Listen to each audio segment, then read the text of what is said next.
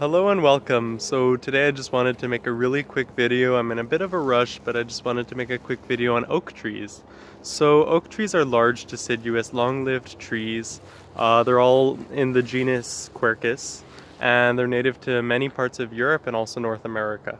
They're tall trees with an average of about 100 feet in height and a spread that's slightly wider than that. Namely, Quercus robur, the English oak, is the largest of all oak trees. They like really good drainage, they are quite susceptible to limb loss when they're juvenile, and they're exceptionally cold hardy.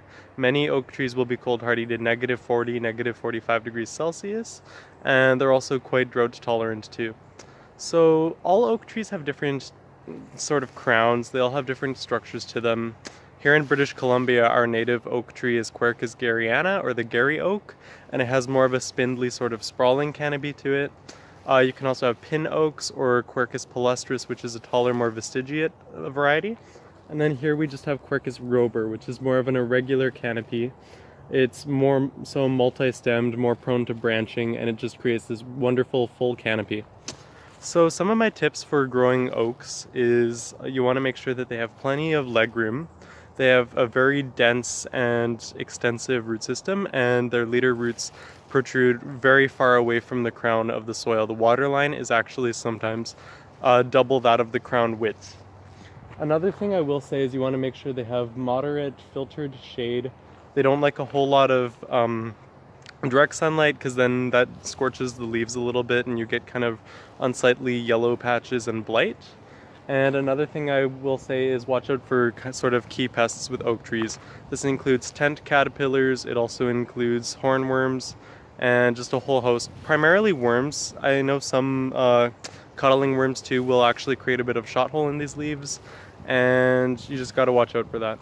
So I'll probably return to this tree quite soon, just to make a more in-depth, slightly less rushed video, but I know a few of you guys were asking for oak tree videos, and I just think it's such a characteristic, wonderful tree, so I just had to.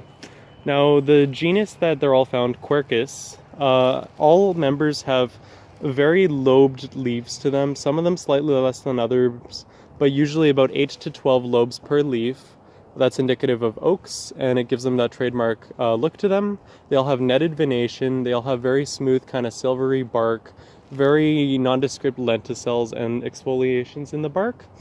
And they all have a similar growth habit, and they are usually one of the very last trees, as far as deciduous trees go, to drop all their leaves for the winter. That's another key ID feature of these plants. Many times they won't drop their leaves at all until new leaves push them all out. So yeah, that there. Oh, and many of them go bright orange and brown in the fall and winter. So that there's just my basics on oak trees, and I hope you guys have a fantastic day.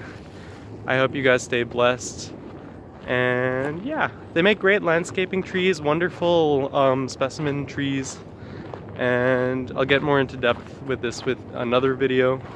I'll try to give you guys some tips later on how to keep them a little bit more vigorous, and yeah, here I just have another Quercus robur. So this over here is a old-fashioned English white oak.